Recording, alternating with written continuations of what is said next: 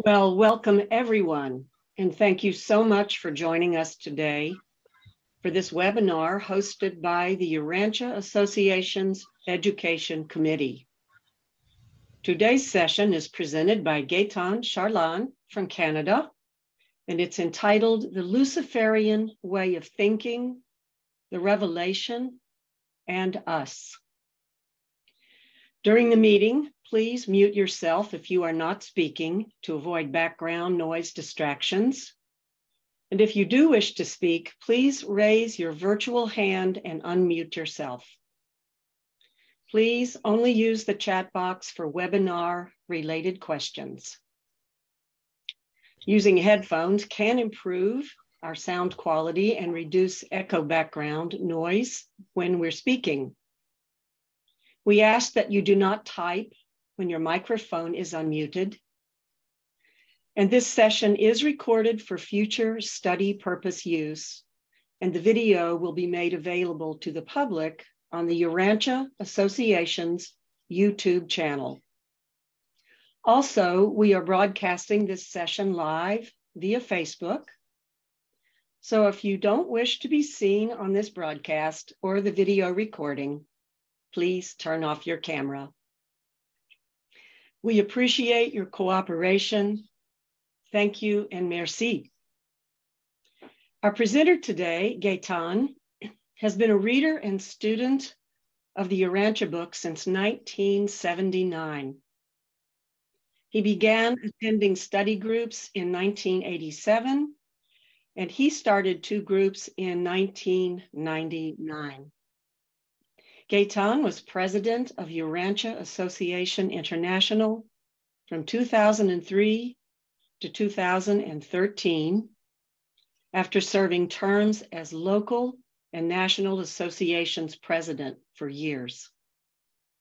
He now serves as associate trustee for the Urantia Foundation and is also a member of the Urantia Association International Governance Committee.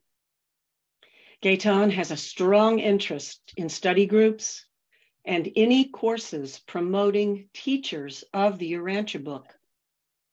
He believes that study groups are the place where we can learn how to integrate the teachings of the Urantia book and become in our own ways teachers ourselves. Thank you so much, Gaétan, and welcome everyone. We really appreciate you facilitating this topic for us today.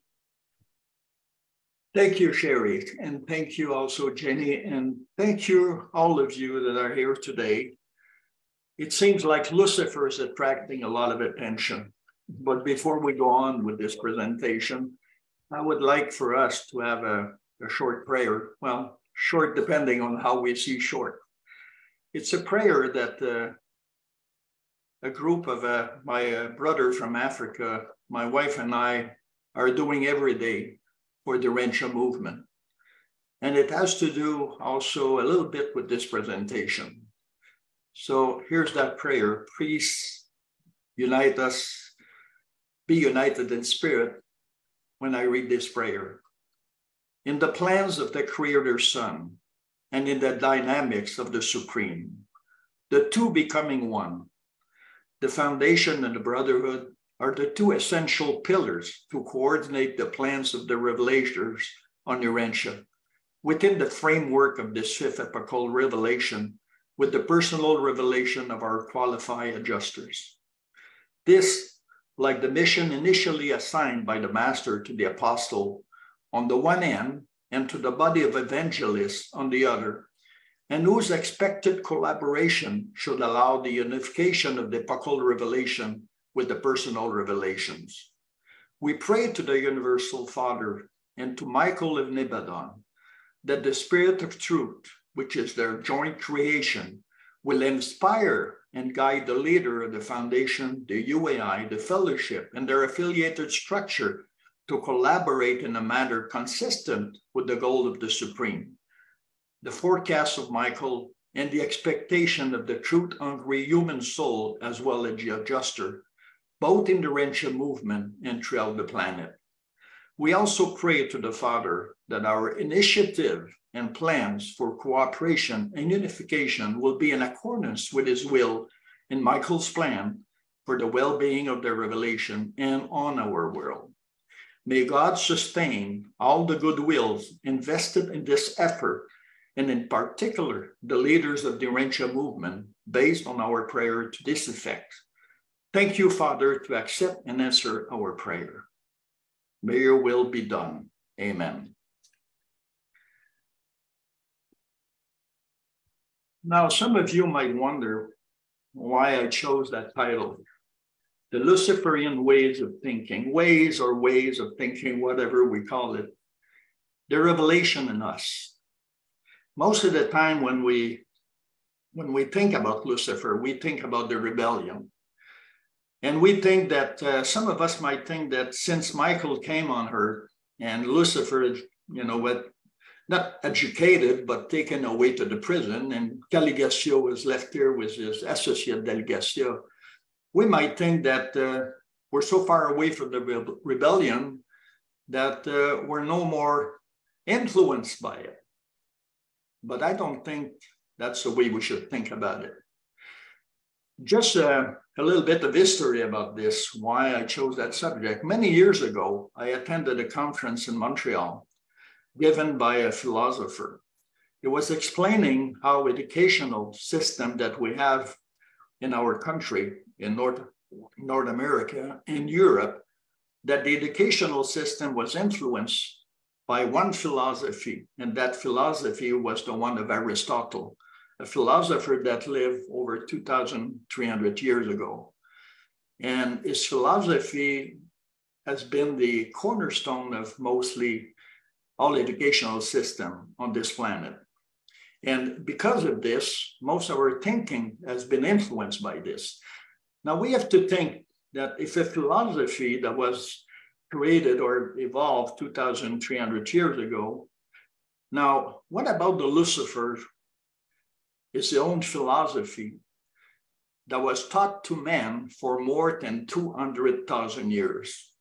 How would that influence our ways of thinking? How would that influence our educational system, our politics, our religion, our family life, our media, everything around us, our philosophy, our science?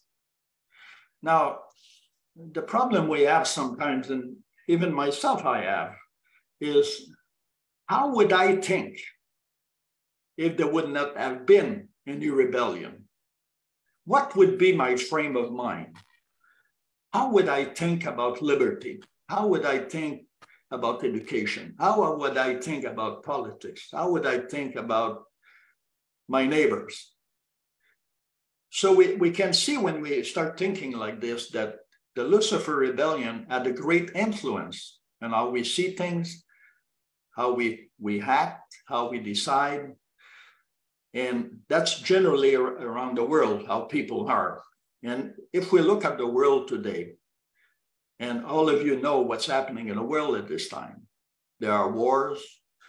The power of the world is slowly changing side. China is wanting to change the world order with Russia. And who says that this could not happen? So when I start thinking about all of this, I was thinking about how much are we influenced by this Lucifer way of thinking. And sometimes because we might think because we are Urantia book reader, we're not influenced by this. We're being exempted from that or cured from that way of thinking. Now, this is a little bit of a context in which I make this presentation. So I'm going to share some slides with you about what it says about the Lucifer rebellion, just to put us in the context of this rebellion, what it did to us, and what did Lucifer taught us. So I'm going to share my screen. Just a minute.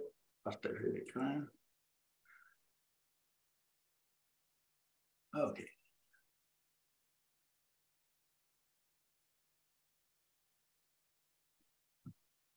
So just to say that at the end of this presentation, I will be sharing with you in the little space there was a discussion.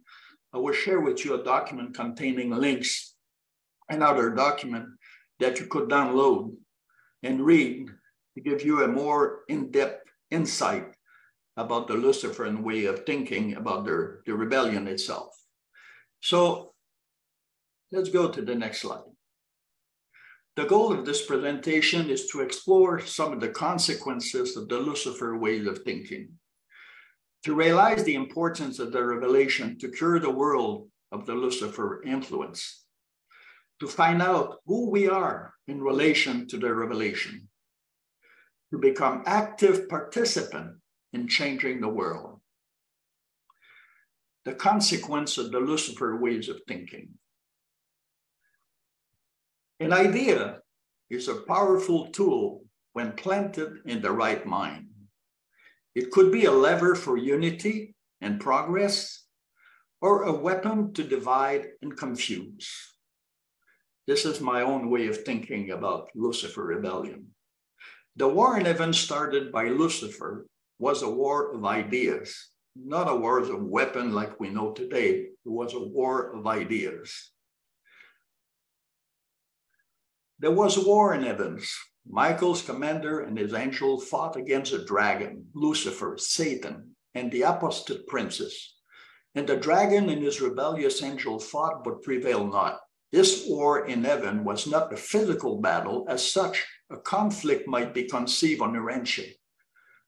In the early days of the struggle of Lucifer held forth continuously in the planetary amphitheaters. Gabriel conducted an unceasing exposure of the rebel sophistry from his headquarters taken up near at hand. The various personalities present on the sphere who were in doubt as to their attitude would journey back and forth between these discussions until they arrive at the final decision. Such crises in the affairs of the universe demonstrate the tremendous influence of mind as a factor in spiritual choosing. Education, training, and experience are factor in most of the vital decision of all evolutionary mortal creature.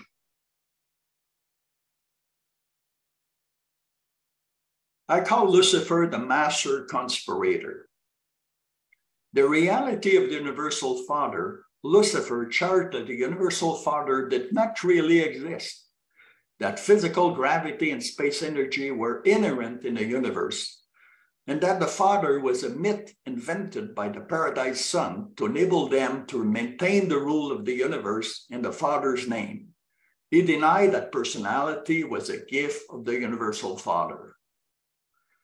Most bitterly did he attack the right of the Ancient of Days, foreign potentates, to interfere in the affairs of the local system and universes. These rulers he denounced as tyrant and usurper. The Lucifer rebellion was a system-wide, 37 systems seceding planetary prince swung their world administration largely to the side of the arch-rebel. Now we can see that this conspirator was probably the first one we got to know in our own system, in our own universe, like we call it, in our own planet. And we can see that the denial of the Father as existing is probably the base, where we found atheism, where it started. And where people, the fact that they didn't exist and Lucifer proclaimed that, survival was automatic, probably was the start of this belief in reincarnation. Now, the sin of Lucifer was to assess self-assertion was the battle cry of the Lucifer rebellion. Assert yourself. Lucifer began his rebellion by publishing his manifesto, the so-called Declaration of Liberty. In it, he makes three basic charges. The Universal Father is not real. The administration of the local universe is unfair. And the ascension plan of mortal is a farce. Let's keep on. Of all the perplexing problem growing out of the Lucifer rebellion, none has occasioned more difficulty than the failure of a mature evolutionary mortal to distinguish between true and false liberty. Liberty is societal when divorced from material justice, intellectual fairness, social forbearance, moral duty, and spiritual value. Liberty is non-existent apart from cosmic reality, and all personality reality is proportional to its divinity relationship. The mighty messenger who wrote her paper 54 enumerated the difference by juxtaposing true and false liberty. Here's the first one. True liberty is the quest of the age and the reward of evolutionary progress. False liberty is the subtle deception of the error of time and the evil of space. Enduring liberty is predicated on the reality of justice, intelligence, maturity, fraternity, and equity. An ideology that rejects waiting and earning is a product of false liberty. It manifests itself in theft, taking from others what we have not earned, murder, refusing to wait for justice, bribery, gaining an opportunity that was otherwise unavailable, lying, creating a false reality for selfish objective. All of these are manifestations of license, and there are plenty more examples that you probably can identify, and especially today in politics, we can see that. We can also see in all the media that are available, the social media today. Unbridled self-will and unregulated self-expression equal unmitigated selfishness, the acme of ungodliness. Liberty without the associated and ever-increasing conquest of self is a figment of egoistic mortal imagination. Self-motivated liberty is a conceptual illusion, a cruel deception. License masquerading in the garment of liberty is the forerunner of abject bondage, slavery. True liberty is the associate of genuine self-respect. False liberty is the consort of self-admiration. True liberty is the fruit of self-control. False liberty, the assumption of self-assertion. Self-control leads to altruistic service. Self-admiration tends toward the exploitation of others for the selfish aggrandizement of such a mistaken individual as is willing to sacrifice righteous attainment for the sake of possessing unjust power over his fellow being. The spiritual insight and moral steadfastness which enabled Van to maintain such an unshakable attitude of loyalty to the universal government was the product of clear thinking, wise reasoning, logical judgment, sincere motivation, unselfish purpose, intelligent loyalty, experiential memory, disciplined character, and the unquestioned dedication of his personality to doing of the will of the Father in paradise. Evolutionary man finds it difficult fully to comprehend the significance and to grasp the meaning of evil, error, sin, and iniquity.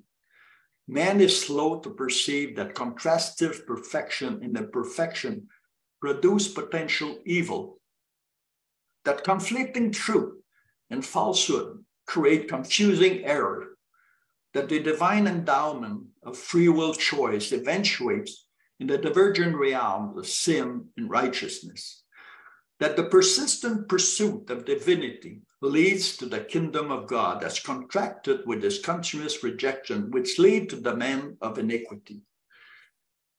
Now, if we look at this and look back to what happened to us, let's look at Garcia and Eve. We remember that story.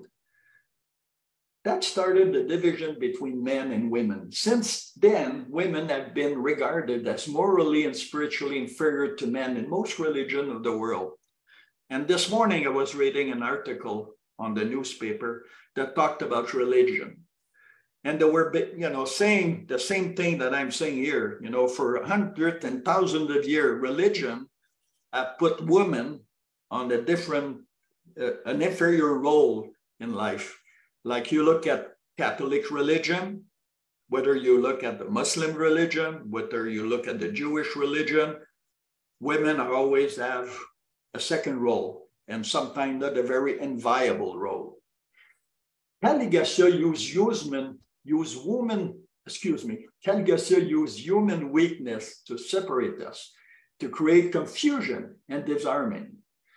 What are some of those weaknesses? Pride, envy, jealousy, egotism, impatience, intolerance, greed, and many more weaknesses we could add to this list. And this is how Caligassia still does in nefarious ways. And to finish, and the Ancient of Days refused to annihilate any being until all moral values and all spiritual reality are extinct, both in evildoers and in all related supporters and possible sympathizers. As long as they are sympathizers to the ideas of Lucifer, Caligassia will stay on this world and keep doing what he does best, divide and confuse. So we have to make sure that everything we say or do does not confuse or divide. And what better way to do this but by sincerely doing our best to do the will of our Father.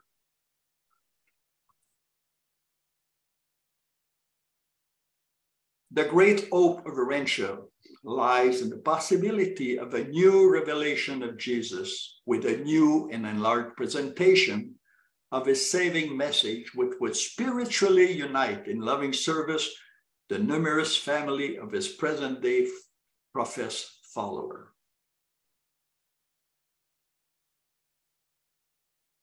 Now I'm going to terminate this, like, what about us as readers of Urantia book and members of different Urantia organizations? Do we believe our thinking and reasoning are free of any of the influence of the Lucifer way of thinking? Let us explore those questions. And I'm going to stop my sharing, and I'm going to come back to it a little bit later for the second part of this presentation. Now, what I want to bring about is that the way we see the world at this time, and if any of you is very current in the affair of the world at this time, we know that things are changing.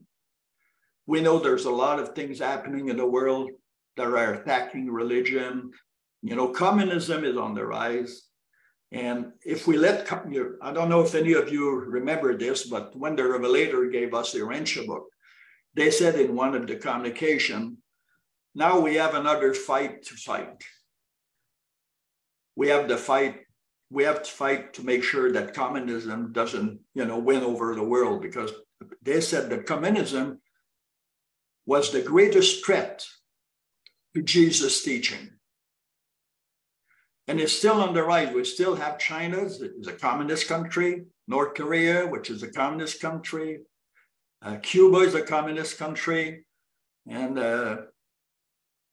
Russia is a communist country. And they're both, Russia and China are both trying to get, the world order to change. And we see that at this time, democracy is being attacked, not only from the outside, but from the inside, not only in the US, but in Canada and Europe also. So there's a fight going on, an ideological struggle. But for us, Urantia book reader, we might say that, well, we're free from that. We have this book, we're spiritual, we're all this. We might think, that we're completely free of that. But let's look back a little bit of the history. Some of you might know of that history.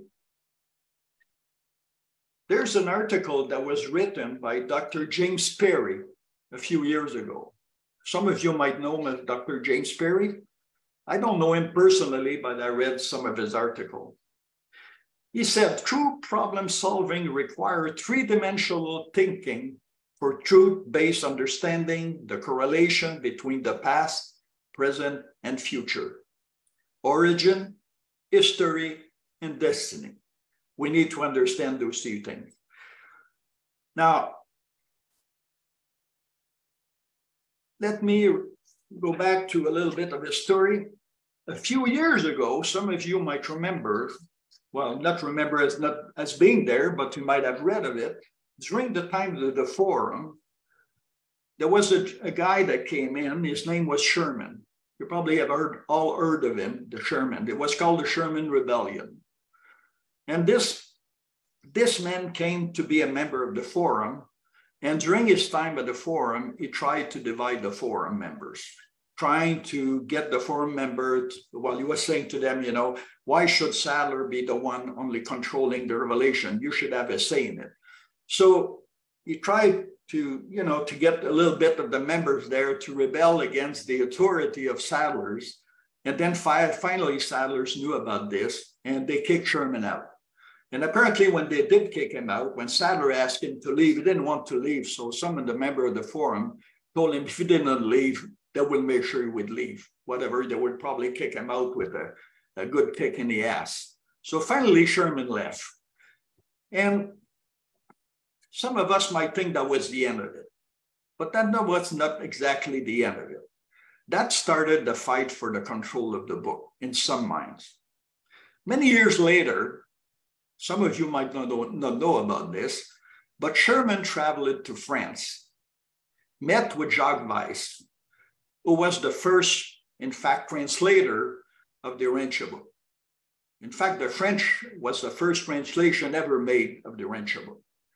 And after Jacques Weiss met Sherman, things start happening differently with Jacques Weiss. He changed the way the contract was written between him and the foundation. So apparently the contract was to publish 5,000 books. Weiss decided to publish 10,000 books. The book had to be in one book. Weiss divided the book in 3 books. The books had to bear the same name as the original, the Urantia book, Le Livre d'Urantia. Weiss changed the name of the book. He called it the Cosmogonie of Urantia. He was not supposed to put anything in the book, you know, any reference to the Bible or whatever. And Weiss did put some reference to the Bible in the book.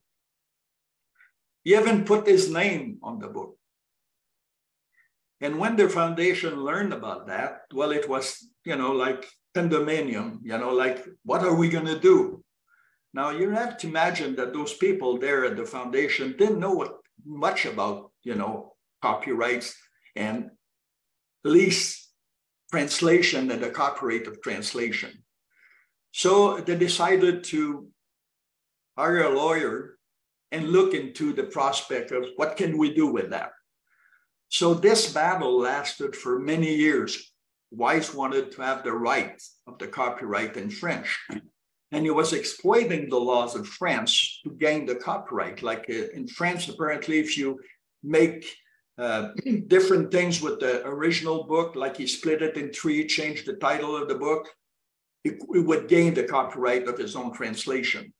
So after many years of working that and being in a court battle, finally they resolved the issue and Weiss gave back the copyright to the foundation. And then the book was again published. So for the French people, the book was not published for many years.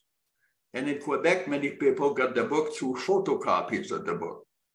Very huge pile of papers that were selling for $100. Now, all of this probably caused a lot of confusion at the foundation to how to go about doing other translation. And that has probably retarded the work to do other translation, the fact that they were caught up in one of the first translation. And this is how a little bit Caligation works. You know, we have to imagine that if Caligation and Lucifer were interfering with the 4th revelation, even the 2nd revelation, then they might be interfering with the 5th revelation. So they will find all kinds of ways, and Calgasio will find all kinds of ways to create confusion and division among us. Not to say that we're a listener of Calgasio, I'm not saying that. But he has his ways, and we don't know how he can influence us. Look at how he influenced Eve. Of course, he met with Eve, and then he met with Gaétan, and he used someone else to influence Eve. So sometimes some people that we might come around might influence us in our own thinking. And Lucifer's way of thinking is about liberty. Liberty to do what we want to do. And thinking that what we want to do is better than the rest of the others. Thinking that we know better. And we might have done that in our own life, thinking, oh, I will do this because I know better than you. And each one of us might be guilty of that, might be guilty at one time in our life of doing things our own way and not respecting the ways of the others, infringing on their own liberty because we thought we were right. And that's how it works, liberty, false liberty. Asserting our own self because we think we're better than the others.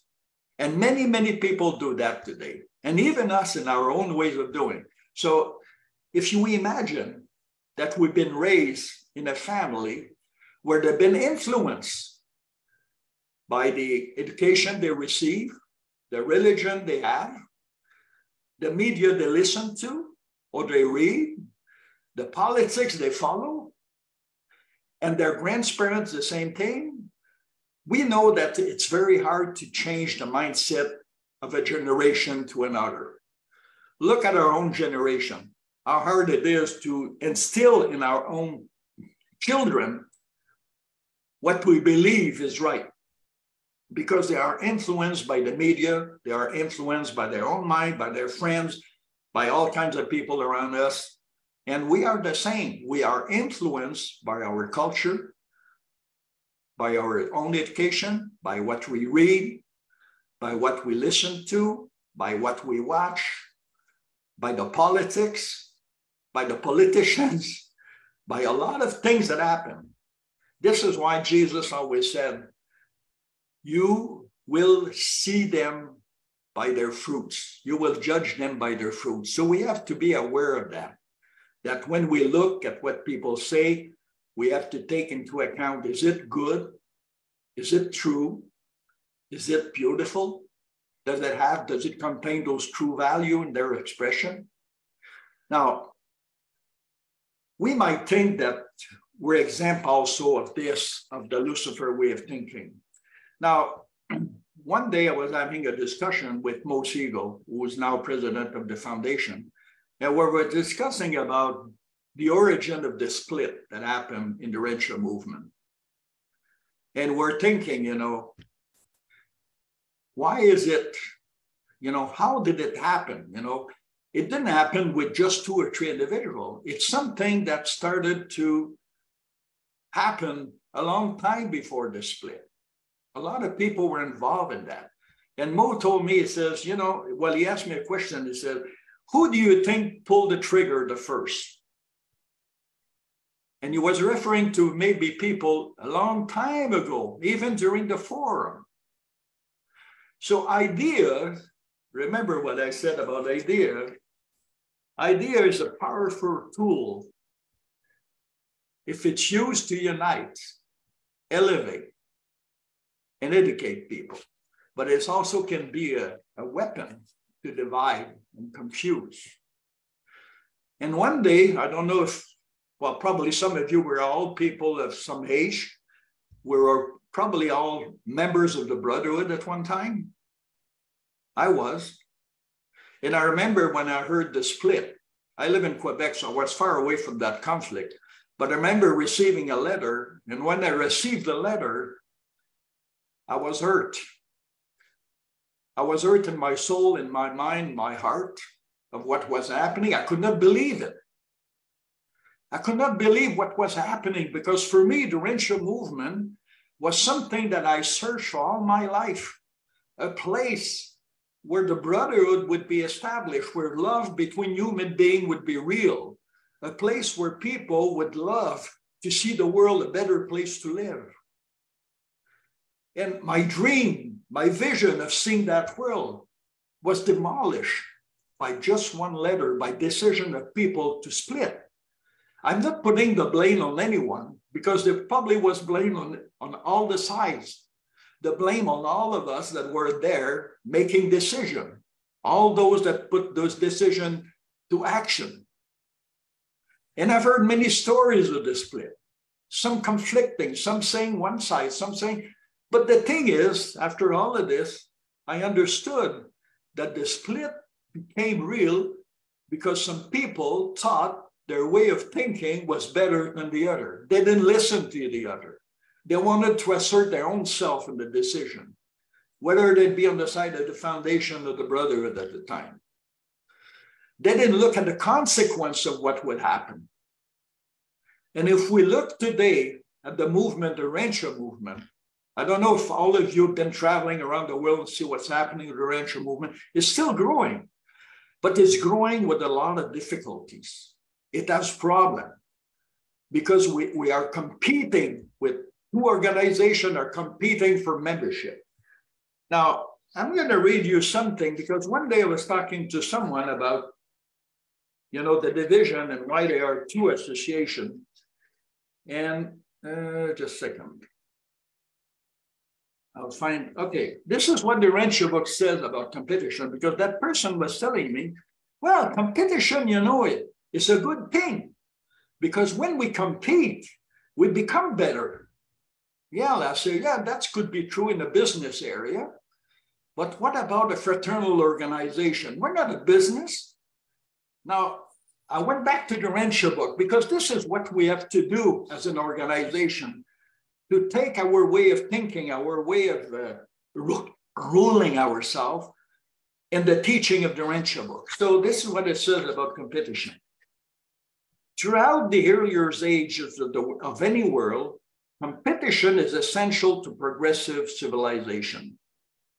As the evolution of man progressed, cooperation became increasingly effective.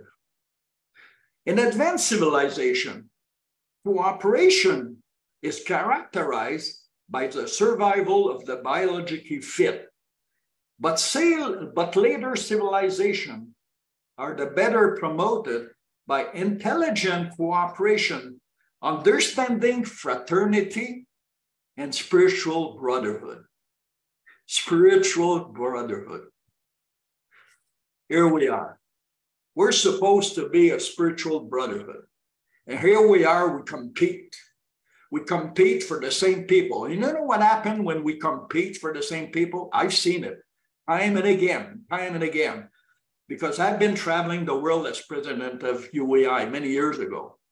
And I've seen what division can cause. The lack of money, the lack of resource, but not only that, the worst of it is people talking against each other. People diminishing the role of the other. People diminishing the value of the other. I've seen that time and time again. And I got sick of it.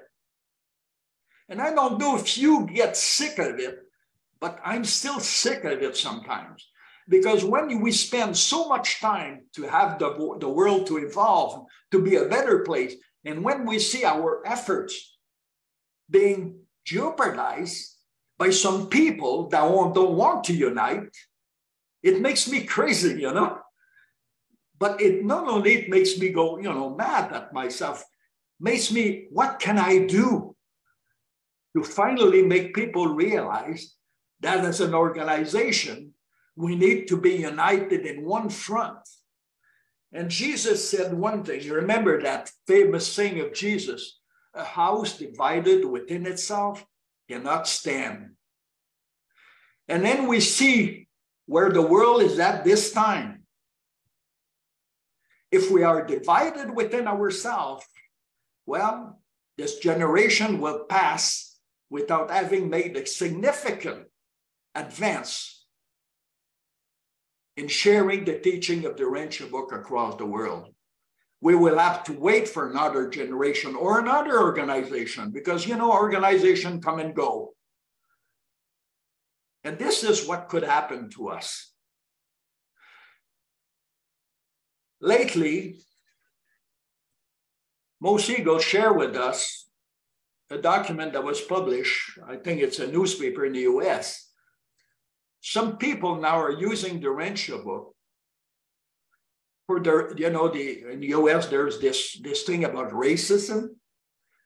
Apparently, some organization using the Urantia book to make it right for them to say they're superior to Black people.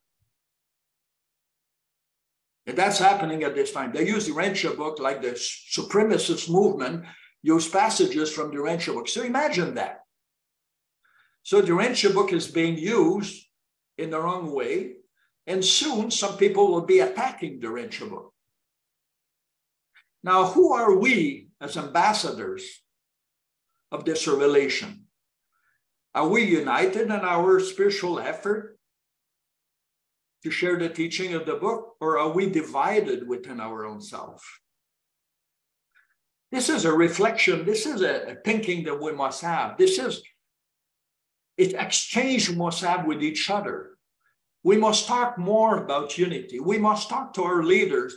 We need unity in this movement. What if we could reclaim our original name, maiden name, which was the Urantia Brotherhood?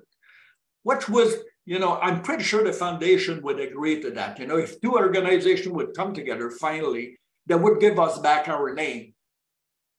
And then we could make great progress because we would use all our resources. We always, you know, we're trying to find people to do different jobs in the organization because as we are expanding, we need more resources. And we're lacking resources. Resources sometimes are using to compete, not to progress. So go back and talk to your leader and say, hey, what about unity? We want unity. Now, you know, unity is spiritual, not to be uniformity, but unity. We can cooperate. But as long as there's two organizations, we will always compete. And when we compete in the spiritual arena, it's not good at all. There should not be competition with two fraternity, two brotherhood, you know, two group of people that claims to have the truth. We'll become like those Christian religion that are divided. We'll start to say ours is better than the other. We already say that. I've seen it on the side of UAI. I've seen it on the side of the fellowship. People, oh, we're better. We're better. We're not better. We're the same. We have to understand that. And you know what? Kelly Garcia during that time is clapping his hand. He's really happy because what he wants to do is make sure that revelation doesn't succeed. Because the longer it doesn't succeed, the longer he stays here on this planet making his crazy things. But sometimes we think he has no power. Forget that. They don't say he doesn't have no power. He has no power to invade the mind. They did not say he doesn't have power to influence people. And influencing people, he does. So make sure you're not being influenced by any conflicting ideas that tells you, oh, you know, competition is good. We can do what we want because this is what happened. You know, when we split, oh, we can do this. We cannot do this if we're with the other, but we have to find a common ground. So it's an appeal to you, all of you that are here, that once this presentation is over, what will you get from it? Are you going to go back and say, well, that was not bad, or it was good, or it was bad, whatever, and forget about it? Or are you going to do something with it? But that's only the beginning of it. Later on, we're going to have a little time to exchange ideas, but I want to keep on going because there's a cure for that. There's a cure for the Luciferian way of thinking. Of course, we could discuss many things. I talked with a man in France lately, a few months ago. We talked about the Luciferian way of thinking. And he was telling me that he found words in the French language that create division, that are from the Luciferian way of thinking. And he found many such words in the language. And we have words like this in every language that are taken from this idea of self-liberty. But this is so ingrained within ourselves that we cannot make the difference of it. How can we be different if we don't know what different is? And how did that happen? How can we make that difference? But the Urantia book was given to us to do that. So let's move on to my next slide.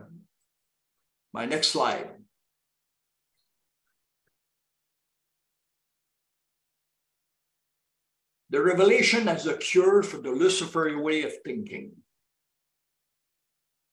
The fatherhood of God and the brotherhood of man, the gospel of the kingdom, is the fact of the fatherhood of God and coupled with the resultant truth of the sonship, brotherhood of man.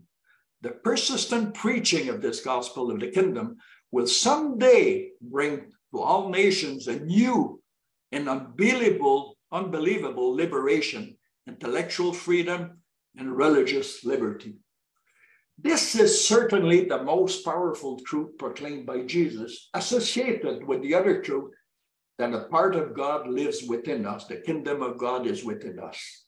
Do we truly realize the spiritual power of those truths when they are associated in the mind of man with the influence of the spirit of truth and the thought adjuster?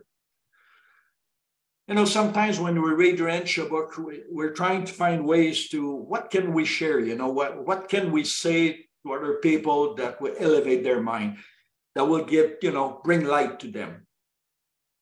We forget that the simple truth of the sonship with God and the brotherhood and the fact that God lives within ourselves is so powerful when it's associated with the spirit of truth, that when it is received in respectful ways, it's transforming the other individual.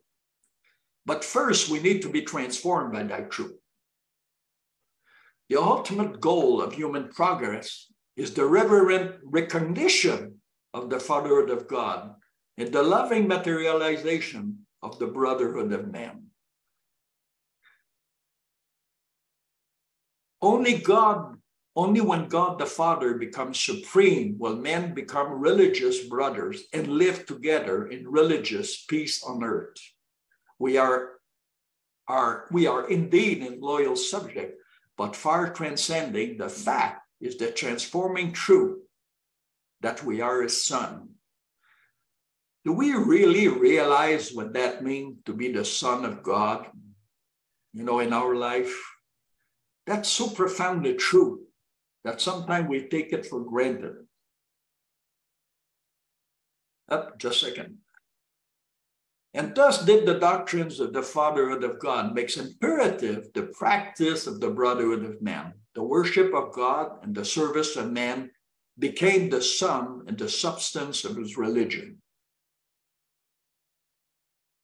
Religion is valid only when it reveals the fatherhood of God and enhances the brotherhood of man. The ultimate goal of society's most advanced achievement can never hope to transcend Jesus' brotherhood of man based on the recognition of the fatherhood of God. The ideal of all social attainment can be realized only in the coming of this divine kingdom. The people of another age will better understand the gospel of the kingdom. This is us now they're talking about, when it is presented in terms of expressive the family relationship. When men understand religion as the teaching of the fatherhood of God and the brotherhood of man, sonship with God.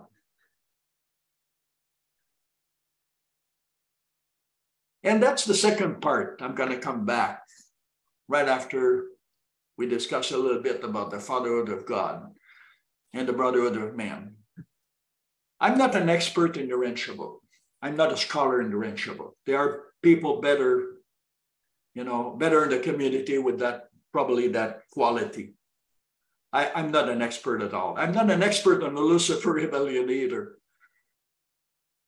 Because when I started reading the book, I was not even interested in the life and teaching of Jesus. I was most interested in Adam and Eve and the Lucifer rebellion. I wanted to know why the world was upside down like it was. Later on, though, when I found out that what I was trying to share with people didn't make a good impression, people would probably reject me. I tried to give the books to many, many people. It didn't work.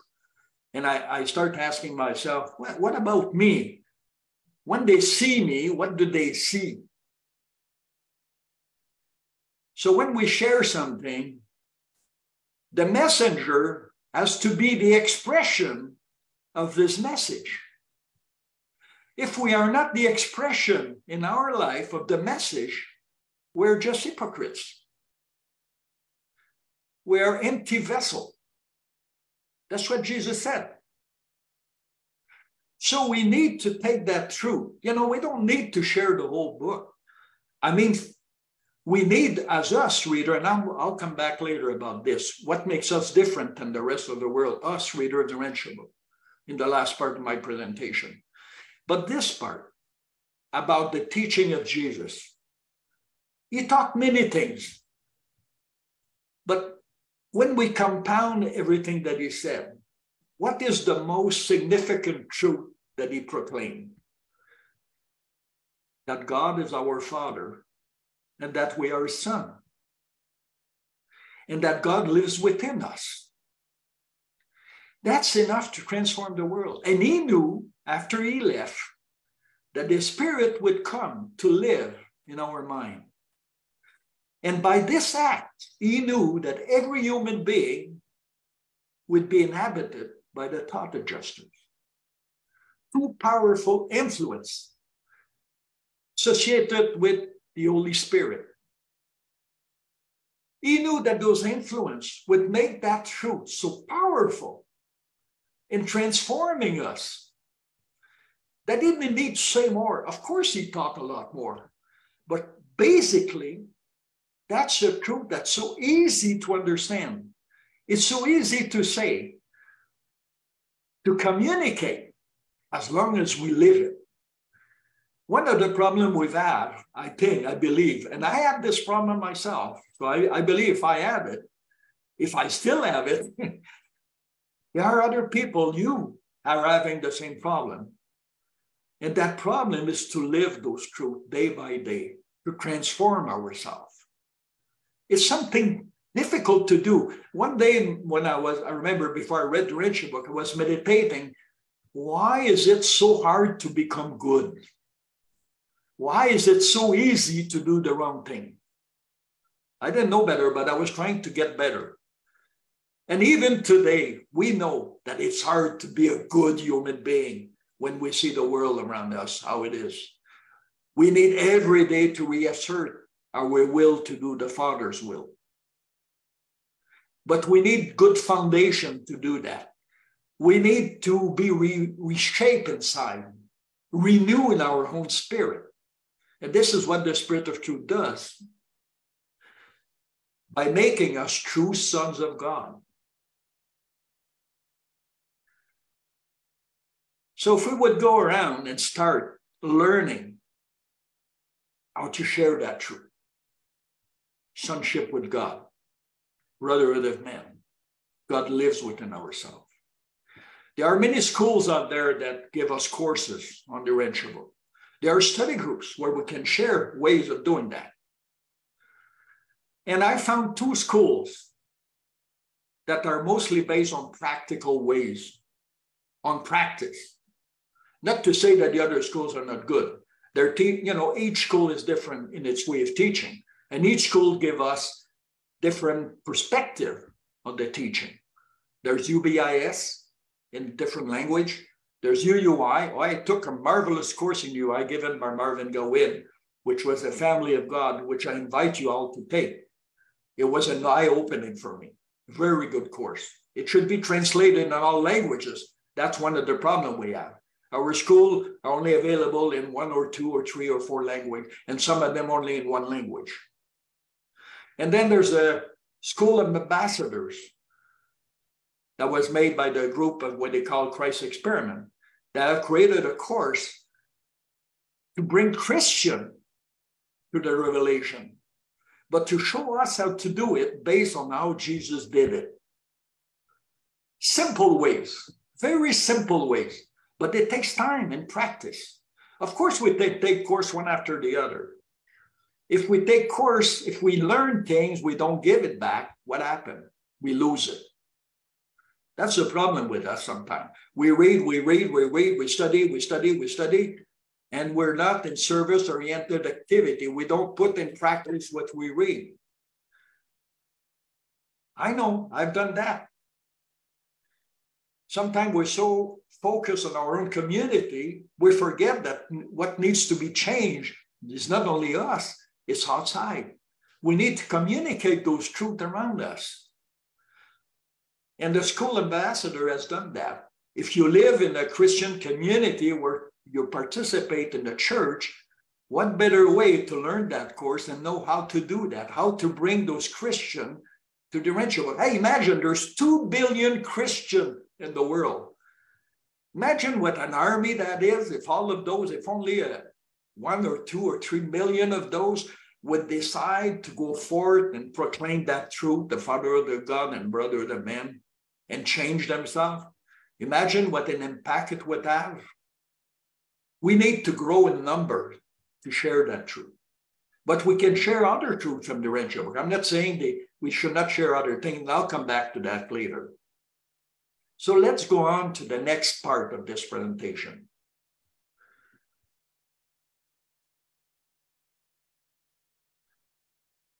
Now, I took that from the publication mandate. Whoops, sorry about that. I'm gonna go back.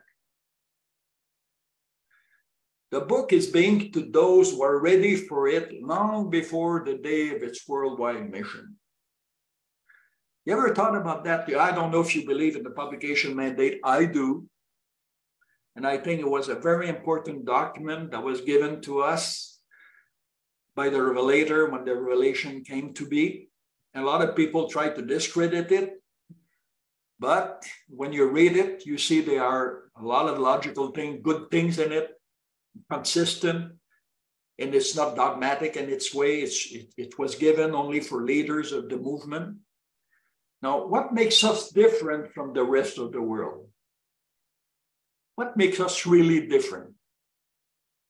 That's one question I'll come back to. But the publication of the book has not been postponed to that possibly, we say possibly, somewhat remote date. An early publication of the book has been provided so that it may be in the end for the training of leaders and teachers. That's what it says. Thousands of study group must be brought into existence, and the book must be translated into many tongues. Thus will the book be in readiness when the battle for man's liberty is finally won and the world is once more made safe for the religion of Jesus and the freedom of mankind. The world needs to see Jesus living again on earth in the experience of spirit-born mortals who effectively reveal the Master to all men. And that is the great challenge that we have. Now, just before I was talking about schools, different schools, I forgot to mention the four. In fact, there's not 4 schools, there's 5 schools at this time. In the French community, we're kind of privileged. We now have 4 schools in French. The only one that's not in French is UUI. We have a new school that came online not long ago. It's a school of Sagesse Divine Progressive from our brother in Africa. They give the seminar, what they call Sagesse Divine Progressive Seminar, which are courses that were based on Musa's teaching, that when he passed away, his student took over and they built a website and they are giving course to many, many people. And they brought many, many people that are Muslims and other people to the Urantia book as a reader, but not exactly always to the Urantia book, but to liberate them spiritually, to tell them that they're sons of God and they have all those spiritual influence within them. And they have those serious seminars. At this time, they have 4 or 5 teachers, and they're teaching actually on a regular basis to more than 50 people every week. And the course are available in French, and they maybe soon they should be available also in English. And there's also a new school that happened in Quebec. It's called the Gallup School, which they teach about the different parts of the Urantia book in French only, though. But that's another school for us French. So we're privileged as being French. So I invite you to learn French if you want. It'll be easier to translate everything. So let's go back to who we are. What makes us different, us Urantia book readers, as a community? Who are we? I mean, probably, I hope everyone here is have found the book by themselves, or they're really Urantia book reader. They're not outside the community. But let's talk about us as Urantia book readers. Why are we so different? What makes us different? I'd say we're not special. Now, I'm not saying we're reservists, because some people might think they are. I've seen some people, they thought they were reservists. I'm not saying myself, I don't believe at all I'm a reservist. I would not be effective a reservist, I don't think so. But what makes us special? What makes us different? Not special, but different. In every generation, when we look at, remember the Jewish people, they had prophets. Many, many prophets, not as many as we think, but each civilization, if we read the Urantia book, we found that there were great teachers in each civilization. People that would elevate the consciousness of their own people. Now, we're in the States now where the revelation was given to us. We know that God gave us personality, and there are many types of personality, many different personality, but there are also personality with different potential. Each one of us have a different potentials. But there's one potential that we have in common. We are truth seeker. That's what defines us. We are truth seeker. We've been looking for truth mostly all our life. We were not satisfied with what we were taught. Always questioning. Either was the Bible, the Quran, or the whatever other books, would always question the truth contained in those writings. Why was that? We could see the inconsistency. We could see there was more, but we want to know more. For my part, I want to know the story, the history of the world. I want to know why there was so much chaos in the world, why the world was so upside down. I was also a believer of God. And I found it very sad when I wanted to talk about my father to other people. They would tell me, oh, this is not interesting. And I could not find why. Why are those people not interested in talking about God? So I found out by looking at all the different readers that we are, well, one thing we have in common, we are truth seeker. Truth is something that passionates us. We're passionate about truth. We like to share our own ways of thinking about truth, how we see truth. This is what brings us together. Now, God has provided us with that potential, with that characteristic of mind. And there's not many of us. The world was given, the book was given to those who are ready for it. We are ready. We were ready for it. In my family, we're 7 kids. I'm the only one that was looking for it.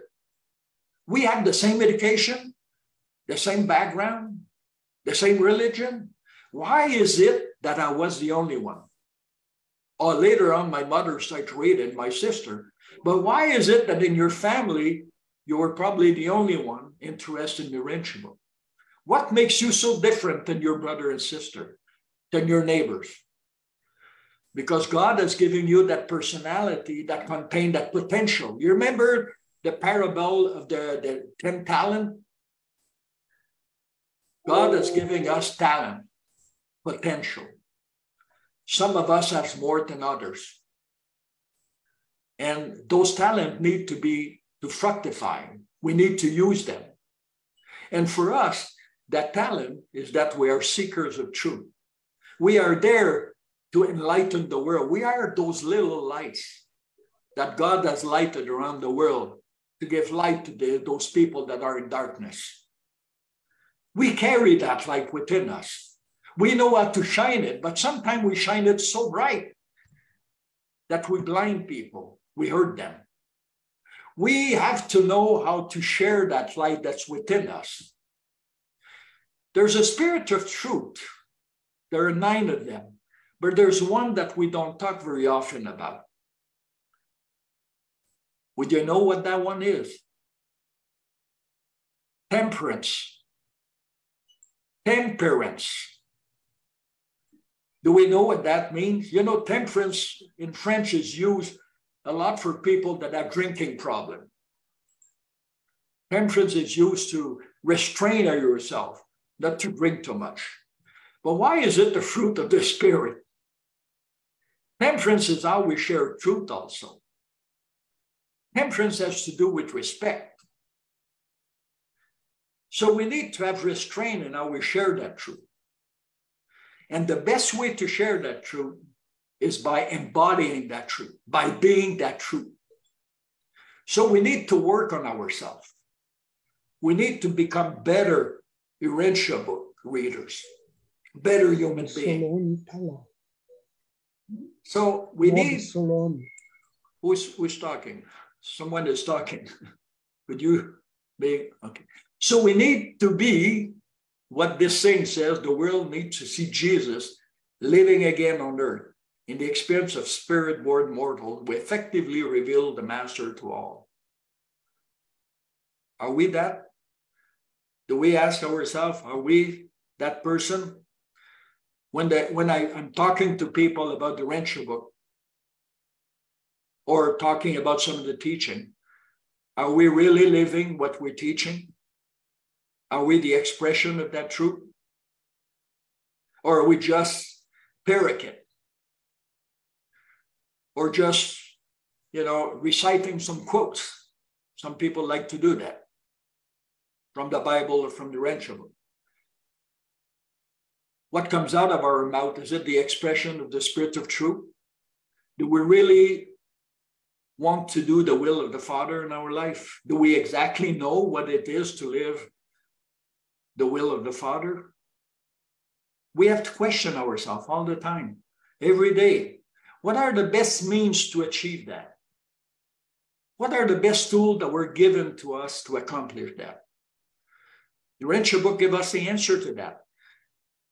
Paper 160, 161, Rodin paper. What did they say? Summarily, prayer, worship, meditation, and service. Service. Prayer, meditation, worship, service. Do all those activities in your life, and you will be transformed. But if you only pray, worship, and meditate, and you're not in service, you're not spending your talent. You're not making them fructify. You're just keeping all that resource to yourself. So you need to be in service to others outside of your community, not only in the community of Urantia book reader. You need to be involved in your society in different ways, in hospital, in church, in social services, wherever you can be. And this is where you can share those truths. Now, some of us are better at science. Some of us are better at sociology. Some of us are better in philosophy. Some of us are better in education. Some of us are better with family things. Some of us are better in different ways. Each one of us is attracted to Urantia book to different parts. Some of us like science. Some of us like philosophy. Some of us like religion, spirituality. What does that say? Of course, God did not make us all the same. He gave us different talent. To one he gave 10, to the other he gave 9, to the other he gave 7, to the other he gave 5, to the other he gave 3, to the other he gave 1. But each one of those talents are different. So each one of us can go back in our own society, in our own little group of people to which we go with. Like some of us might be interested in politics. Well, there's all kinds of things in the Urantia book about politics. You could take a little bit of what is there and have discussion with those people about what's good in politics, what should be in politics. Try to make their mind think about something different and let the Spirit of truth do its work. You might be interested in science. Well, get associated with scientists and have discussion about them, about what they do, and bring to them a new ideas, new light into what they do, and let the Spirit of truth do their work, do its work. You can be interested in philosophy. Well, get involved with philosophers and share your own view of philosophy. Have discussion, but don't talk about the Urantia book. Just talk about your own ways of seeing this according to your own understanding of the teaching. And let the Spirit of truth do its work. Let the thought adjuster do their work. You could be interested in family value. Get involved in family circles. And on and on and on and on. And this is how, if we become good sowers of truth. Remember the parable of the sowers? Well, are you a sowers of truth? Are you a good sowers of truth? Do you sow truth wherever you go? By smiling, by talking to people, by serving people, by talking to encourage people to have a better life? What are the kind of seeds you're sowing? When people look at you, what do they see? Are you the representation of what you see? This is all the question we need to ask ourselves. Each one of us here, we're 69 now. Each one of us can be a source in our own way. Each one of us. And to be a sower is being an educator, is to being a teacher. That's what a sower is. Some people say, oh, I'm not the teacher. I'm not a teacher. No, we are all teachers. We always teach something. So what is your best way of teaching? Now, I'm nearly finished. I know someone has his hand up. Bob has his hand up. And we have three-quarters hour left in our discussion. There are many more things that I could say. But I'm pretty sure if I resume my old talk, be watchful of how you think. Be watchful of the word you use. Are they reflecting really the word of Jesus? One day I had a good talk with one of my friends, Sheila Kinney-Long. Maybe some of you know her. She wrote a book, Heaven is Not the Last Stop. She wrote another book also. She used to be a head of the education committee for UAI. And during a trip in South America, we were having a talk about Jesus. And the Lucifer, well, in some kind of talking about Lucifer, how he screwed up our world. And she was saying, you know what? The Urantia book is the mind frame, the exact mind frame that Jesus had while he was on earth. I said, wow, I never thought about that. The Urantia book is the mindset, the mind frame that Jesus had while he was on earth. Think about that. So everything is a Urantia book. There's giving us this mindset, the words, the thought, the philosophy, how to think and how to express those thoughts. And how to do that, it was all in the life and teaching of Jesus, how he lived his life. And if we can understand that pretty well, if we read the life and teaching of Jesus, according to what else was in the book, everything else was in the book, then we understand exactly how he was thinking. And his apostle always questioned him, how is it that he thinks like that? Well, he had this mindset, devoid of any Luciferian way of thinking. His mind was clear, was pure. How did he achieve that when he was a human? Prayer, meditation, worship, and service. It's a miracle cure, if we can look at it that way. So start today. Engage yourself in transforming yourself. Engage yourselves in service to share with others. Be a good source. Everyone can do that. And lastly, go back to your leader and say, we're tired of being separated in two organizations. Let's make us one, like the Midway creature. United we stand. Because I tell you, if we don't stand together, what's coming ahead of us, it will destroy us if we're not united. If it's not destroying us, well, it will be quite a war against us. So be united. We need all our resource for what is coming. And it's coming. Whether you like it, you believe it or not, it's coming. The world is changing. In a few years' time, the world will not be the same. And this is what it says in the publication mandate. The future is not open to your mind. The struggle for liberty is not over. The struggle will last for 1,000 years. That's what this says in the Urantia book. So be us prepared. Go back to your leader and say, we want unity. We're tired of being deunited, be separated, spending our money for competition. Let the foundation what it does best, and let us do what we do best. And what we do best is to share truth. That's what we do best.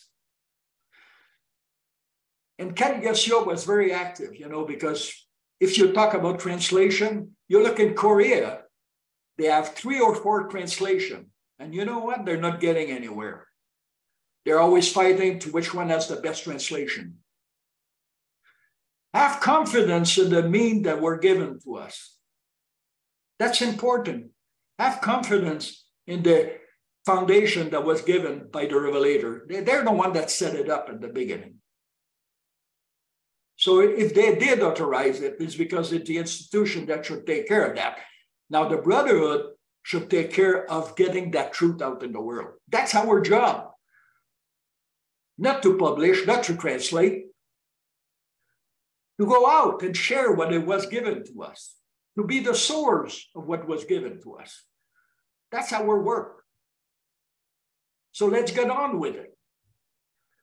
Okay, I'm done, because I can go on like this. Thank you. So Bob wants to say something. Well, you were talking before about being special, and if I encounter a group of strangers and want to introduce them to the Urantia book, I usually lead with government on a neighboring planet. I'm kidding. I work within the context of churchianity. I know that Carol Forrester does also. And when you consider how much, in terms of column inches, the revelators devoted to the rehabilitation of the church and the revitalization of Christianity, I just view the church as serviceable.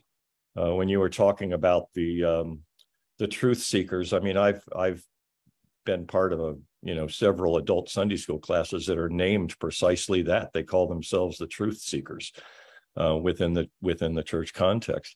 And as part of the pulpit supply for the United Methodist Church in Western North Carolina, my sermons generally are biblically based, but they're organized in accordance with what the Urantia papers teach. So I spend a lot of time in Clyde Bedell's Concordex, and I spend, a considerable amount of time pointing out the fact that, in the Bible, for example, it says that Jesus and the apostles went about preaching and teaching the gospel. And you go, wait a minute, because the gospel that I heard from the church is that, he died and he was resurrected, and, that our salvation comes from some sort of sacrificial atonement. So what was that gospel that Jesus was preaching? And that gets you into the idea of sharing the gospel of Jesus as opposed to sharing the gospel about Jesus.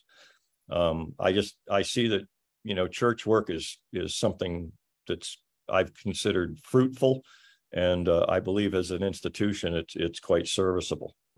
That's about all I have to say, except I want to note I just came back from Montgomery, Alabama, and spent some time with people from Martin Luther King's church where he was preaching during the bus boycott.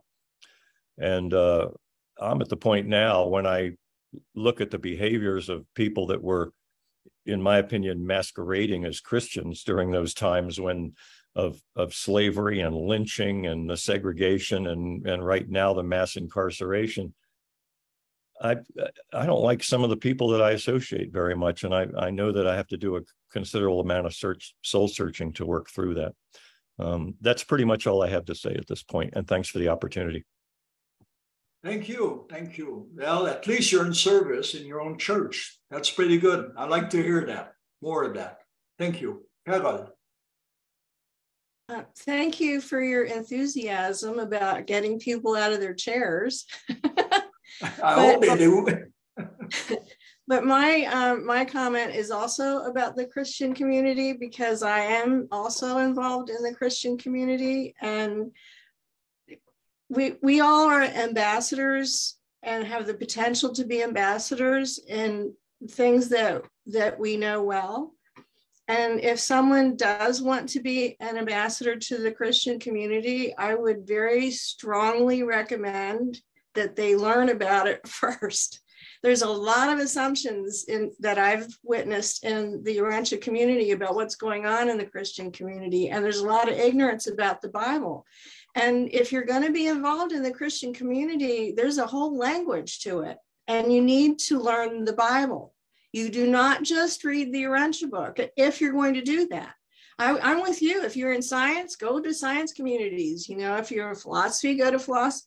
But don't go to the Christian community if you don't know what you're talking about, because it gives the Urantia book a really bad name. That's all I have to say. Well, thank you, Carol. You're very right about that. Of course, we need to go in and know about the community in which we want to be involved in. If they read the Bible, we need to know about the Bible. That's what the Christ Experiment did with the school ambassadors.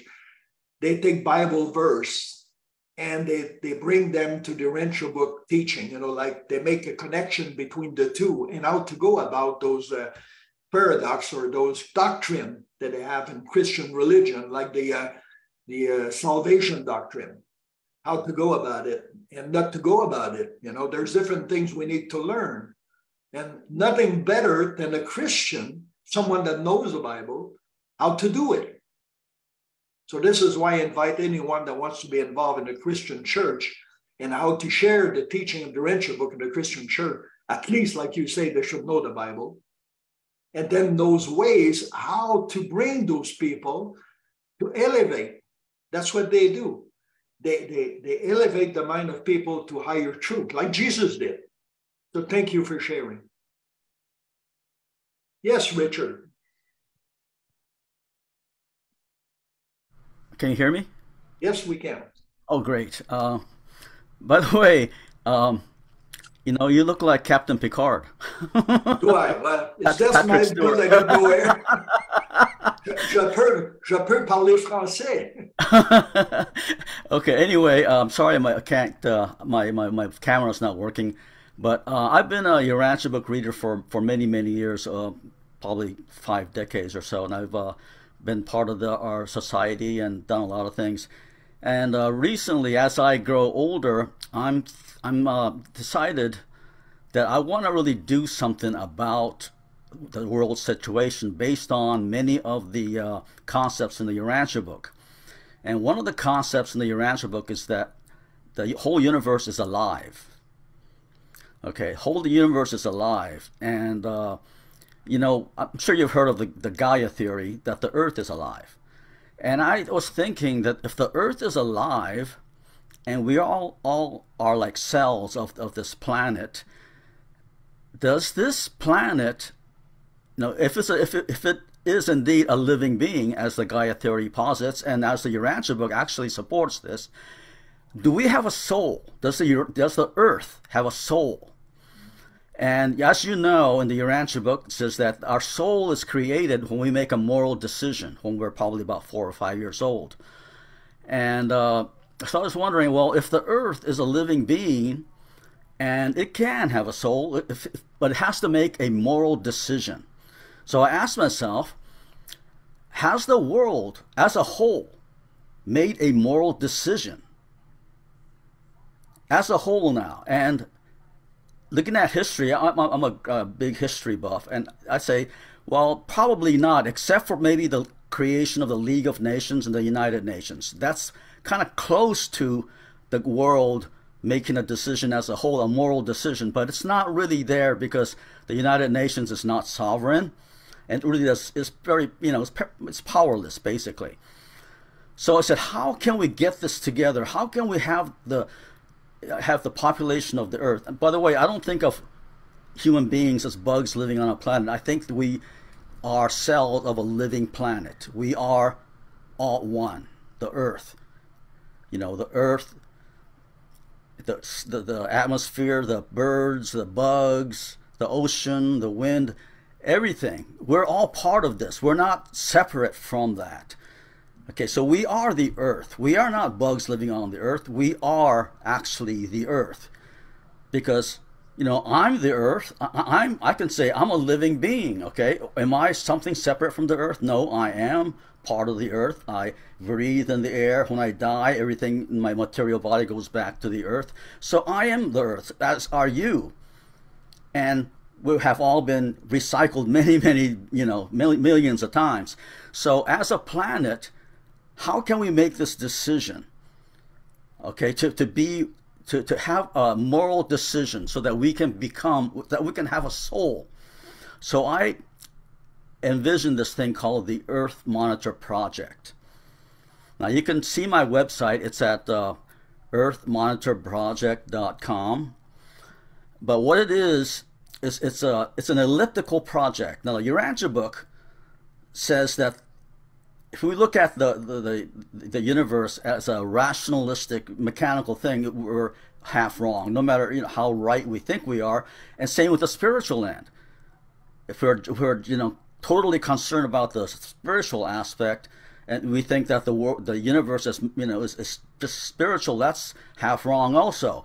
The Urantia book says that it is a elliptical universe. Now, in other words, we have to combine both the science, the rationality of science, plus the mystical and mythical aspects of spirituality. And this Earth Monitor project is just that. It uses science to create. This is very technological, so I'm not sure if you.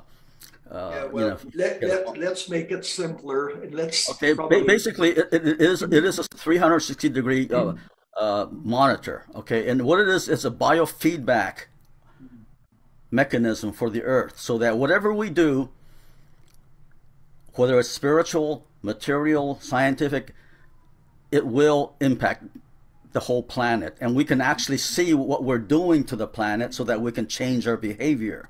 Now this is very advanced. This is cutting edge stuff. I can't get enough people to get interested in this because it's so beyond the box. It's so out of the box for most people. But as Urantia book readers, I think we can do this. But this is way beyond just, Urantia book 101 now. This is really like getting into, the reality of the universe, the reality of how we, as human beings, and our beliefs in the Urantia book, how that impacts directly the real world. Yes, Urantia book readers, we tend to kind of get lost into this mystical, spiritual, religious idea. But the thing is, all this is real when we apply it directly to the planet. Okay, everything that is going on right now can be attributed to the influences we have. Like you mentioned, the influences from Caligastia and Dalagastia, they're still working their evil on this planet right now as we speak. And we can see that in the news. Every time you see something in the news that goes with the Lucifer Manifesto, especially those 3 tenets, you can say that Lucifer and Caligastia probably has something to do with this. Okay, and so this is very vital that the Urantia book movement get out of this mystical idea and get directly into the real world. Okay, the real world. Now we're talking about all these celestial beings, quote unquote, who are, you know, we think of them as angels. It's a mystical. There's a mystical idea about it, but it's not just mystical. It's real. These are actually, quote unquote, alien beings. Caligastia and Dalagastia, they are not of this earth. Okay, and the whole Lucifer rebellion was based on the experiment by the Constellation Fathers. Now, the Constellation Fathers and System Sovereign, Lucifer, who was a System Sovereign, they have complete free will to basically do what they want. They experiment. God does not need to experiment. He knows everything. He's omnipotent. He's omniscient. He doesn't need to experiment. So these people, like the Constellation Fathers and the System Sovereigns, they're of our time and space, okay? So they're of this evolutionary universe where they have to make mistakes in order to grow. So they messed up really big, okay? And even the Adam and Eve, people think they were given to us by God. No, it was a System Sovereign, Lucifer, who sent Adam and Eve to us. And so right from the beginning, Lucifer manipulated Adam and Eve, and after that, Lucifer was imprisoned. Okay, but then I go, why wasn't Caligastia and Dalagastia imprisoned? I'm sure the celestial police force or whatever, they have the means to do it. Why are Caligastia and Dalagastia still here? Well, the answer is given because till they are sympathizers of their own thinking, of the way they think, of their philosophy, and of them, yes, he will stay on this planet with his associate. There's a paper that was done by Chuck Thurston, which I have included in the link provided. If you go to the discussion link there, at the bottom of your screen, I shared 3 documents.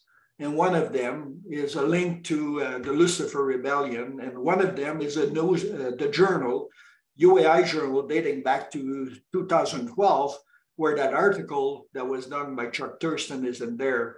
And it explains in all kinds of way how long the rebellion, how long the education of the Lucifer Rebellion will take, and when will that rebel be taken out of our planet.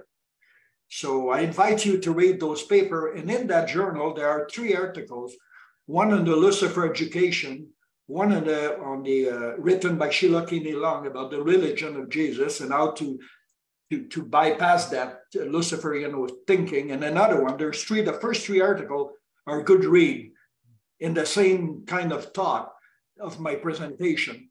And there's also in the link, in the pages where there are links to another document that was created by the Christ Experiment people, which is on their website. It's called the Ask website.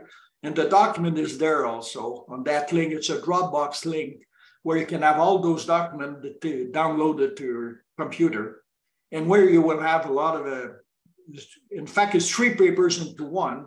It talks about the rebellion and the consequence of the rebellion, and the ideological struggle, what exactly it is. So I invite you to read those documents. Thank you very much, Richard, for your contribution. So there was someone else having their hands up or want to say something or ask a question? Yeah, Eric here. Who? Eric. Coulter, Eric. Coulter, did you have your hand up, Coulter? I did. Eric, go ahead. Oh, okay. Yeah, just briefly, when you mentioned the idea of us having that common trait of being truth seekers, and the few in among so many. I'm curious, we were all drawn to the Urantia book Revelation, or the revelation was drawn to us. I'm wondering, Gaétan, what your thoughts are on the actual role of the thought adjuster in each of these individuals as truth seekers. and how that the urgings of the thought adjuster brought us all to the point where, through our willingness and our openness to it and our thoughts and decisions, we ultimately ended up with the revelation and find ourselves now here. Do you have any thoughts on the actual role that the thought adjuster may have had with each of us to get us there? Of course I do. And I believe sometimes we misunderstand a little bit the role of the thought adjuster. That's my own belief anyway. We attribute a lot of things to the thought adjuster, while there are many spiritual influences to bring us along, like the Spirit of Truth, the Holy Spirit. And remember what they say about the Spirit of Truth. When in doubt, the Spirit will always say, this is the way. And how do we know that this is the truth when we find it? Well, what makes us look for that truth? We know that the thought adjuster adapts our mind to higher reality. That's what it does, thought adjuster. And it's not only adjusting the thought itself, it's adjusting the thinking process, how to accommodate new perspective, new ideas, how to accommodate the mind to consider higher truth, higher thing. Now, the Spirit of Truth and the Holy Spirit always work in harmony with the thought adjuster. They all work together. So it's very difficult for us to know at any one time, is it the thought adjuster? Is it the Spirit of Truth?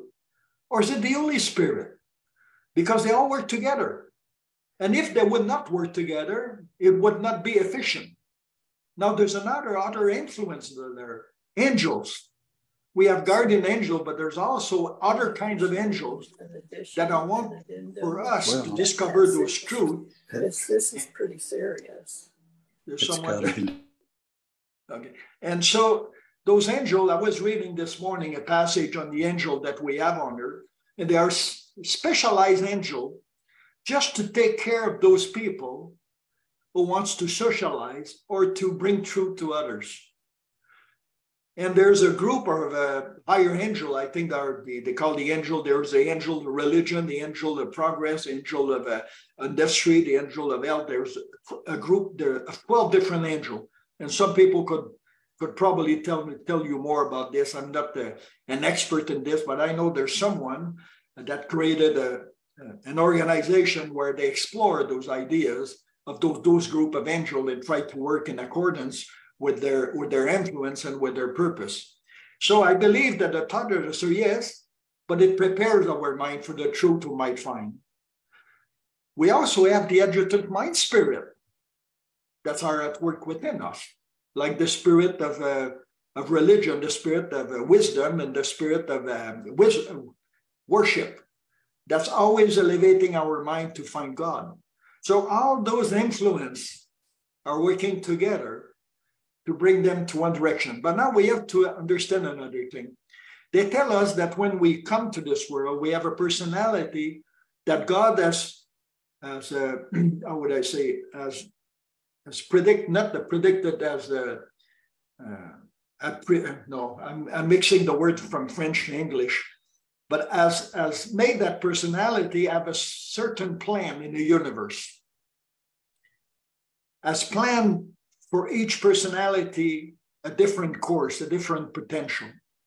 And each one of us have a plan of ascension. And in this plan, they say that if we discover that plan early in our life, we become more effective in having a very successful life because we follow the Spirit. Not all of us find that plan, but some of us have. And I think probably us that are seekers of truth, and we're not satisfied till we find that truth. It's probably part of that plan that God has for each one of us. And that plan is also part of the Supreme. Sometimes we forget the influence of the Supreme in our life. Every time we make an experience, that spiritual experience, is a gift to the Supreme. And the Supreme give us back something in return. We're part of that Supreme God. Jesus, when he came on earth, that's what he accomplished. He accomplished supremacy. And for some of us, supremacy will only come very much later on in our own evolution. So there's all kinds of those influence. Which one of it? All of them. All of them, they want us to express our potential. We're like little prophets, like the old prophets of old. Some of them are better than others, but we're all little prophets.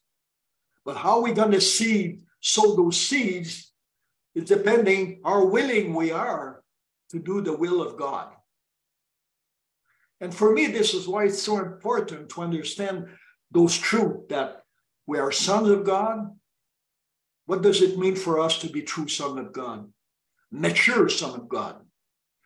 We need to investigate in our mind, meditate on what does it mean exactly. What is it to live the brotherhood of men? When I look around, do I see people I don't know? I don't like that person, or I like that person. We are brother and sister, but how do you feel them? Do we try to see them as brother, or do we see ourselves as a brother to them instead of trying to see them as brother to us? Is them going towards them? We have the light. We should be going towards them, not them towards us. But if we become enlightened, if we live that truth, people will be attracted to us. People, what do they like? The fruit of the Spirit. When people manifest the truth of the Spirit, there's joy, there's faith, there's love, goodness, there's patience, there's meekness, there's tolerance, temperance, joy. Are we joyful? Or are we always sad? Are we always angry? Or are we smiling and luminous? You know, how we are is how people perceive us. What do they see when they see us? Did they see a grumpy old man or a grumpy old lady? Do they see someone that's always frustrated? Did they see someone negative or positive? Someone that always encouraged them to go forward? Or did they see someone that always, oh, the world is upside down, things are going bad, blah, blah, blah? Or do they see someone, no, there's hope in the world? What do they see? And this is who we are. We are those people that are the lights. And this is why in paper 140, remember, you are the light of the world, the salt of the earth.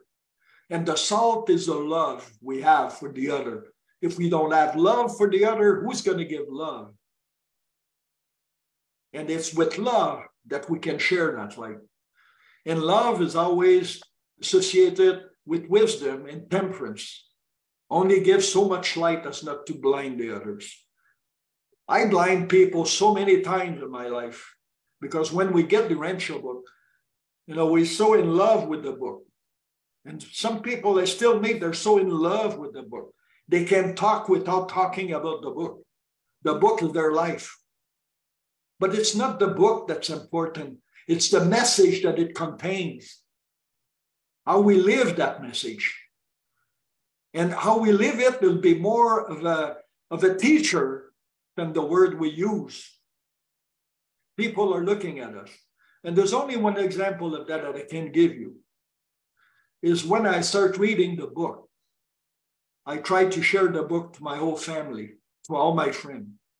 And my family rejected it. They thought I was crazy.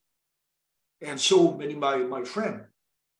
And many years later, I read the book in 79. So between 79 and 81, I shared the book with a lot of people. And in 1999, that's a long time, after I started my study group, I met with my mother and my sister. And I told them I was starting a study group at my place. And they said, what kind of study group? A study group about the Urantia book. And my mother said, wow, I'd love to go to your group. I said, what do you mean you'd love to go to my group? You're not even reading the Urantia book. And my sister says, yes, we've been reading the Urantia book for the last 2 years. Wow, why didn't you tell me? She said, we don't have to tell you everything. So I asked my mother, why did you start reading the book? I was not talking about the Urantia book anymore to them. And then my mother says, we were watching you. And then when we saw the good that that book did to you, we decided to investigate what was in that book. You see all this? It's not what I told them, it's what I became. Not that I'm perfect, but I was a little bit better than I was when I showed them the book in 1979. And that for me was a lesson. The lesson was we need to become the message. If we're not the message, we're an empty vessel. We're hypocrites. We're dogmatics in our ways of doing things. But we need to keep on learning and learning and learning and practicing and be in service. Imagine if all the community of Urantia Book Reader tomorrow would start being invested in activity outside of the movement and start learning how to share those truths, how to see those truths, day after day, day after day, day after day. You know another thing that I'm doing sometimes? I have a tablet, an iPad, and I read the newspaper on the iPad. And there's always underneath many articles, give your opinion. And I write, some of those articles are very appealing to me.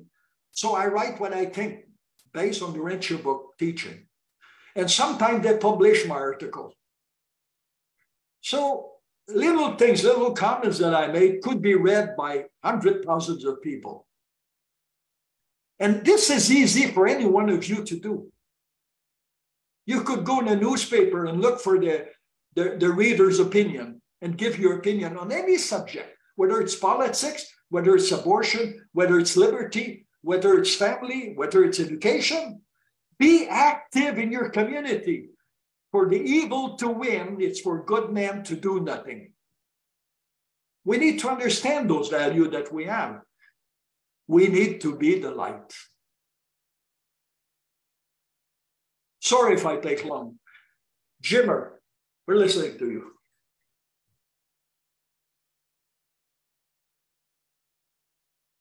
You're mute, Jimmer.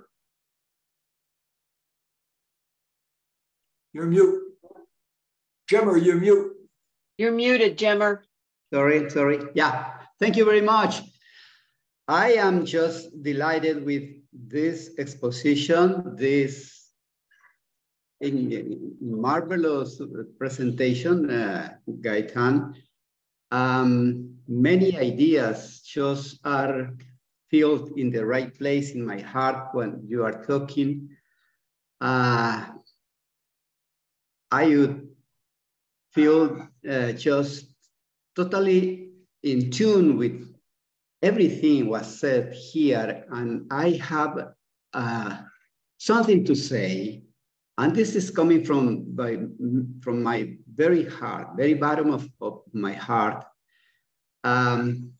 Actually, I am going to say it just looking for ideas, reactions, expressions, just to give a way of this urgency that I see we have at this time of history in the century 21st. You talked very clear about who we are. And I agree that we are very, very key people in this time of history because we know the revelation. You talked about what is the real gospel, and we don't have to read hundreds of books or go to college or to the seminary to understand what the kingdom of God is, but just a couple of sentences.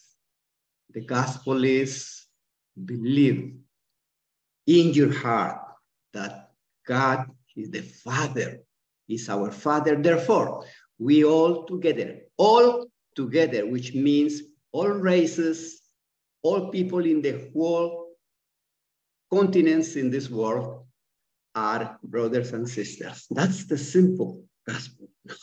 You don't have to go farther than that. We have said a lot of great things, Gaétan, and that's why I am going to take the risk to say this. I typed a couple of ways to say it, and I'm going to read it for you, and I hope you help me just to say, yes, this is possible or not, this is crazy. And I will be grateful with you, whatever you say, okay? Okay. What we can do at this time. We know who we are. Now, what we can do at this time, is it the time mature to start opening the discussion in the whole world, Urantians in the full 5 continents, about the invisible church? I am thinking in the invisible church.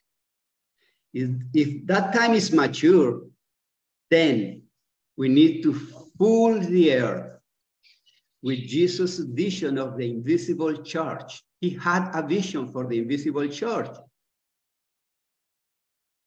He called it in different ways: the invisible brotherhood, the brotherhood of believers, whatever you can think of that full meaning of the invisible church, compounded by unity, not uniformity.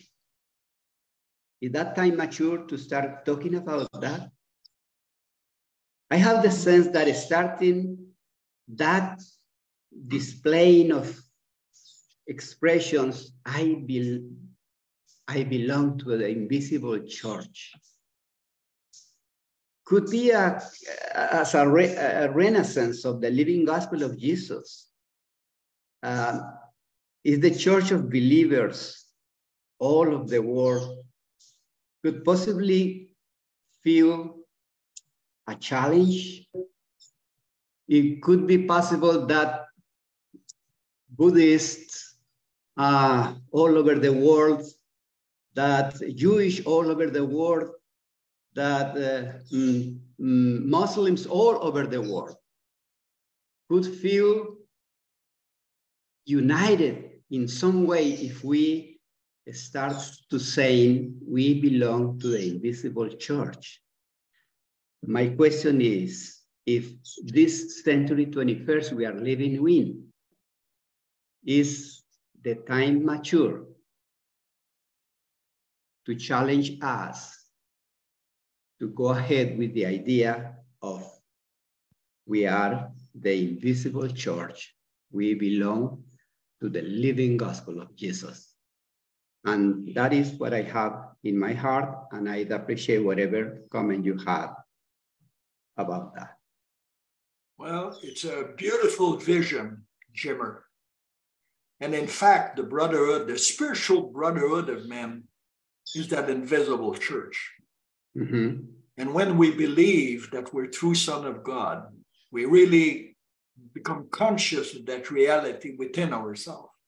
Then we become conscious that we are brother and sister, because each one of us is a son of God. And then we belong to that invisible church, like you're saying. We are automatically included in that church because we all believe in the same thing. Yes, but it all depends how we go about to proclaim that message, to make sure that people, the way we say it, we bring it to them, is respectful of their appreciation of what we're trying to teach them or tell them. Some people might not understand what it means in invisible church. We have to introduce them first to the fact that they are son of God.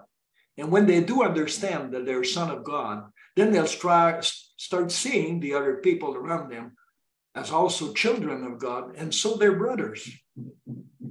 I remember a few years ago, I had a phone call from a woman that was having a difficulty. In fact, she was dying from cancer. I had met her a few times, and she knew I was involved with the Urantia book, not exactly the Urantia book, but she knew I was involved with spirituality. So she wanted to talk to me, and she wanted to meet with me. So I said, okay, I'll go and meet you. And I found out that this woman was very troubled with her own life, and she was not sure if she would survive.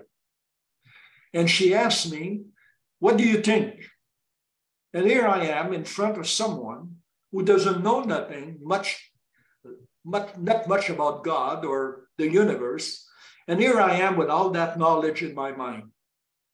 And she asked me, what do I think?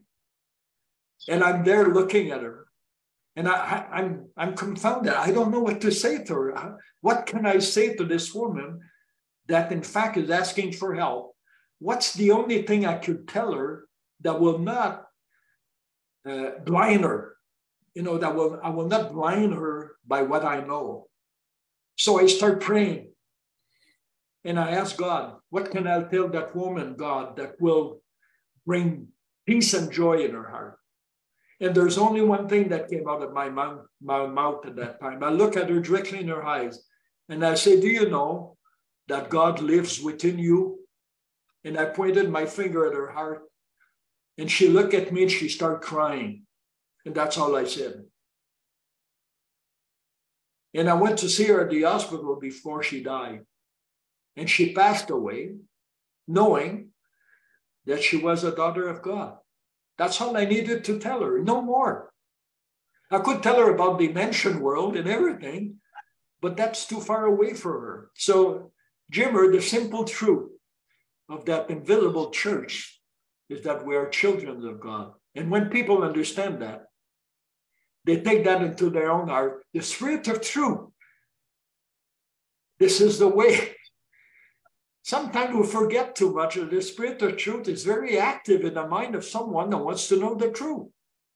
And when we tell that truth, after we pray to that spirit, the truth comes out through us. That's how God works. We are the ambassador of God. We are ambassador of this revelation, and we have responsibility. So thank you for sharing that, Jimmer. Thank you. I approve of you. Thank you. Yes, Coulter. Hi, it's good to be here, everybody. Enjoyed your presentation, Gaétan. I just wanted to kind of put a word in. I've been reading the book since I was 21 years old, and I kind of came along when the massive controversy was happening, the lawsuits and whatnot, and it was very sad. Some people call it a default. They think the Urantia book defaulted just like Adam and Eve defaulted not long after they got started. And then it was kind of funny. We found out that somebody forgot to actually renew the copyright of the book anyway. So it was all for naught. But over the years, you know, I love the book. I've carried the message of the book, handed many, many of them out.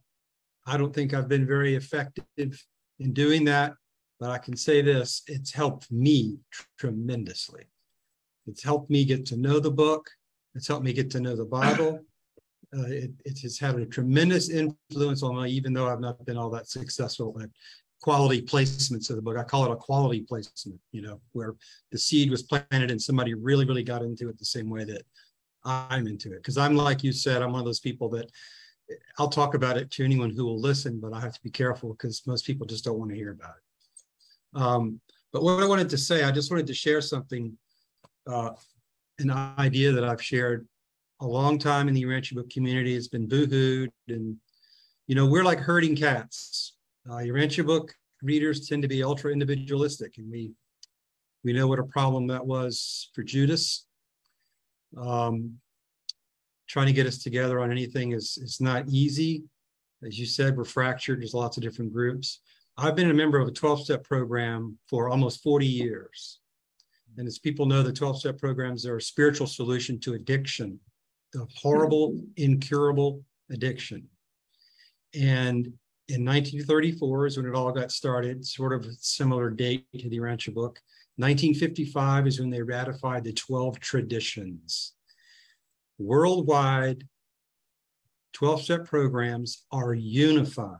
Millions of people are a part of the 12-step programs under the concept of the 12 traditions. No rules, just traditions. And they follow them. They're unified. There are thousands and thousands and thousands of 12-step groups, and we've not had a division yet. And so I invite anybody who has any interest in that to simply Google 12 traditions, the 12 traditions of AA or the 12 traditions of NA, and just read those traditions. And you will see a framework for a fellowship of diverse people and how it is they've managed to stay together without screwing it up. So that's all. I just wanted to share that with everybody. Thank you. Well, thank you very much, Walter. And, you know, when I was thinking about unity, I was thinking, well, I know about the 12 step also. I was one time part of the A movement. And I know about the 12 rule also. And that I belong to another organization for people that suffer from anxiety. And we also have our rule based on the 12 tradition, and they work. And when I was thinking about unity, and I was thinking about the division between our two organizations, I mean, the fellowship and the UEI, and I said, how can we unite each other? And we need to look not at the difference, we need to look at this sameness of the two organizations. And I was thinking in my mind, you know, remember the United States at the beginning was a group of diverse countries. Each state was a kind of a small country. And they came together to create the United States. 52 states came together with different ideas, different perception, and yet they united under one banner. Look at Europe. They were at war within each other for hundreds of years, yet they united under one banner a few years ago as Europe, United Europe, you know, the space of Europe. So for us, we are a young movement, we only, 50 years old, 55 years old, no more. And we've been split only for till 1989 or maybe earlier, but whatever the division is.